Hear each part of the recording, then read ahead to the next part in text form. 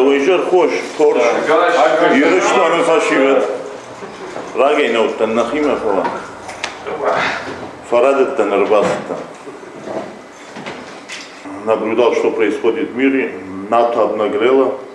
Началась война в Югославии. Я думаю, ждать, пока война придет на порог твоего дома, это не по-осетински. Он взял руки в ноги и пошел на войну. То есть... А так как и все осетины прошел через борьбу, ну я и Яндир, невозможно было без этого тоже. Вот меня вообще-то в среде фамилии называют бандитом, в смысле того, что я всегда делал так, как хотел, а не так, как старшие желали, чтобы я сделал. Ну, старших я несколько раз послушался, и когда понял, что от этого ничего нормального не вышло, решил, ну это знак от Бога, что нужно идти своим путем. Поэтому взялся за голову, разбудил эти наши инстинкты наших предков, вот так немножко озверел и поехал. Югославия как государство, она состояла из Словении, Боснии и Герцеговины, Хорватии, Сербии и Македонии.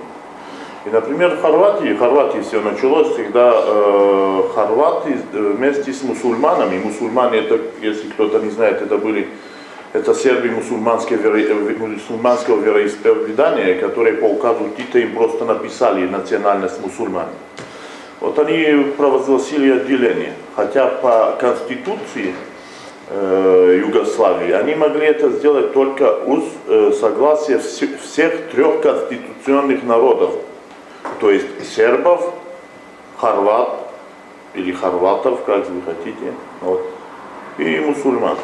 То есть это было нарушение действующей тогда Конституции. Несмотря на это, Германия признала независимость Хорватии. Вот, Ватикан это ясно, инструмент сионистический, скажем так. Вот, поэтому особо и начался конфликт. Никто на это особого внимания не обращал, хотя, например, если смотреть по оружию, откуда оно приходило, Южная Африка поставляла оружие тоже, но через Ватикан связи были. Ну, исламские государства, понятное дело. Вот, и вначале даже была такая ситуация, когда мусульмане воевали против сербов и хорват, хорваты против мусульман и хорват, вот, а сербы против хорват и мусульман. А потом хорваты с мусульманами сделали конфедерацию мусульмано-хорватскую и вместе против сербов. Ну, здесь мало кому известно, но зверства, какие там происходили, я даже не знаю. Столько лет на войне мне в голову никогда не приходило что-либо такое сделать. То есть я душу свою сохранил, но насмотрелся таких вещей, что иногда думал, ну, больным мало быть человеку, чтобы сделать вот такие вещи, которые я еще тогда двумя глазами видел. И соблазн был велик ответить тем же. Но ведь отвечая тем же, ты становишься таким же. Поэтому приходилось тщательно выбирать цели и не промахиваться. Вот и все.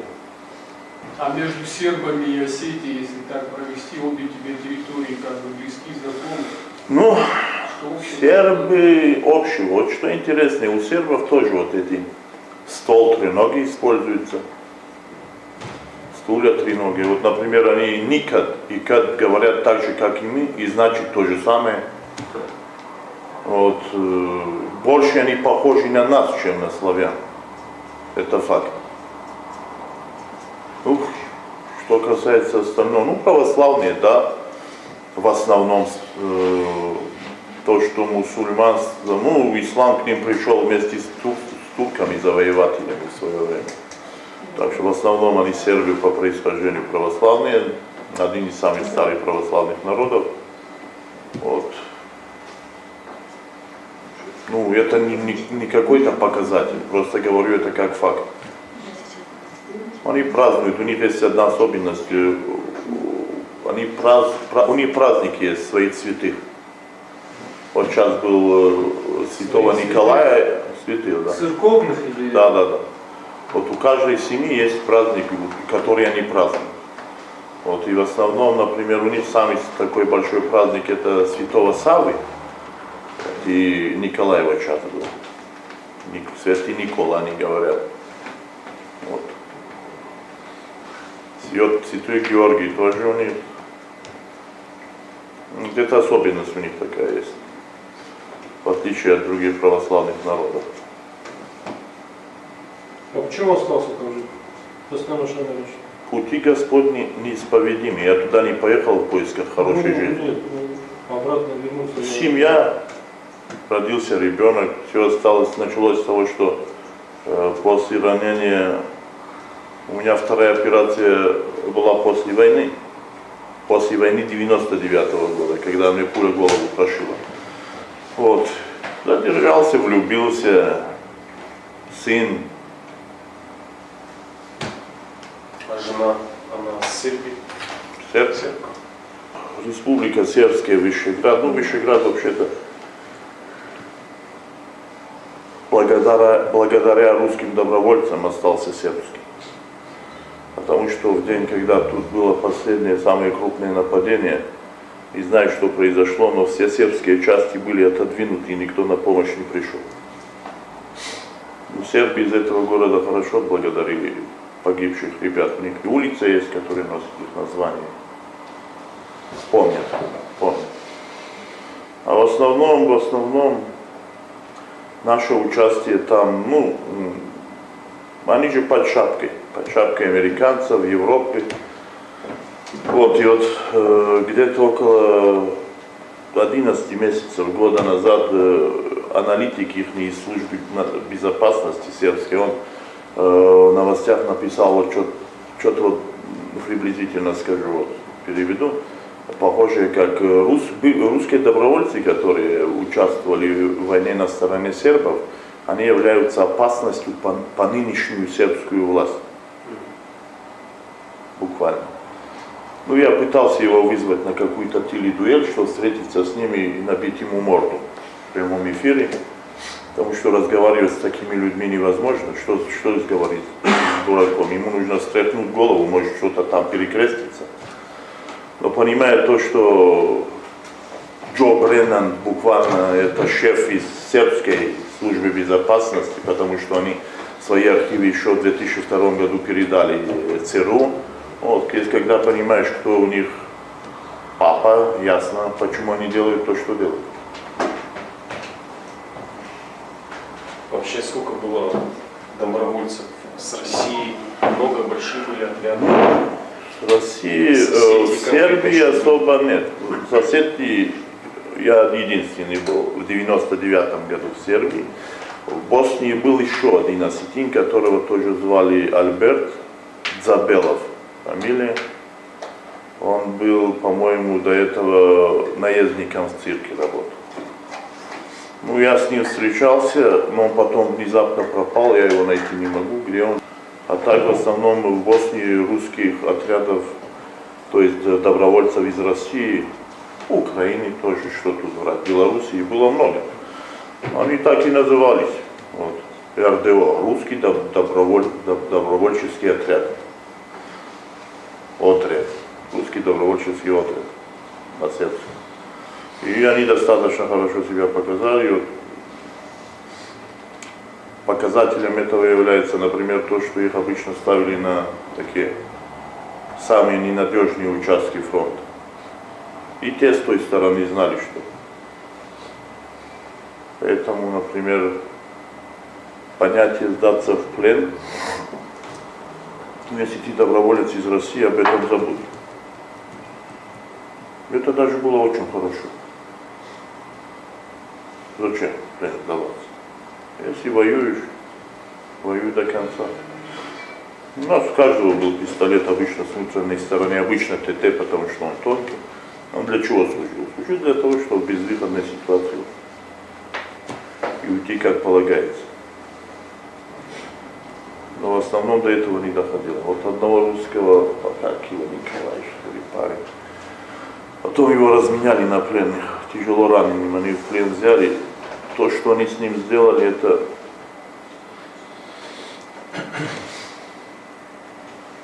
Они конкретно кто? Мусульмане. Мусульмане. А кого вы называете мусульманами? Боснийцев? Если назвать их по-настоящему, это не боснийцы. А до этого их называли просто сербы мусульманского вероисповедания. Потому что боснийские мусульмане, это есть, они есть сербы. Но это сейчас они придумали, это название сегодняшнее. Вот. Сегодня же мода придумывать новые нации и новые национальности. Вот как черногорцы придумали себе национальность черногорец. Хотя исторически они являются сербами, и исторически у них особенной национальности не было. У них была государственность княжества Черногория, но по национальности они были черногорцами. Вот в Сербии даже есть, вот они, я как-то спорил с одним черногорцем в Черногории, и он мне говорит, вот мы такая нация, с ума сойти, оригинальная, туда-сюда. Я им говорю, чем вы оригинальные? Говорят, у нас и свой язык есть. Хорошо, пойдем в библиотеку. Пошли, взял я их черногорский язык, которому тогда было от роду 2 года. Показал ему, кто его написал. Видишь, кто его написал? Он говорит, что такое? Написали его 1 хорват и 2 мусульманина, а не вы. Вот и подумай, какой у вас черногорский язык. Вот, добавили там 3 буквы какие-то. Я им говорю, ну что, оригинальным в вашем словаре являются только 3 буквы. Вот и говорите на всех 3 буквах. И не пользуйтесь сербским. Слишком много сегодня. Гордыня – большой грех. Сегодня нам подкидывают косточку те, которые отделили от нее мясо. И мы вместо того, чтобы оторвать ему голову, мы из этой косточки междуусобно бьемся. И я не знаю, один и тот же сценарий повторяется 100 раз. Бог, то ли нас Бог наказал глупостью, то ли чем, я уже понять не могу. Мы одни и те же ошибки повторяем столько же раз. Вот я одному из, помню, я его в плен попал. Я его спрашивал, слушай, скажи мне, как звали деда твоего деда? И он не хотел ответить, мусульманин, потому что имя сербское. А я всегда говорю, человек, забывший корни свои, ветвей не имеет. Так что, вот я даже вот сейчас, обычно в Вильхотово каждый год бывает турнир имени моего отца. Вот, я вот сейчас приехал, потому что я наслушался всяких разговоров. Я приехал и хотел им кое-что рассказать в смысле, потому что каждая власть, которая приходит туда, она пользуется вот именем моего отца, вот преследуя какие-то популистические цели. А мой отец в свое время, перед ним не было Дигорца, Лоситин, Кударца. В его время никто не мог один другому такое что-то сказать. А вот я сегодня являюсь свидетелем того, что опять внутрь такого огромного, в кавычках, народа начинается вот это внутреннее деление. А это деление от кого происходит? Кто молодых этому учит, кроме старших? Никто. Когда старшим вопросы задаешь, они говорят, мы не виноваты. Серьезно? Кто виноват? Я что ли? Или со стороны кто-то пришел?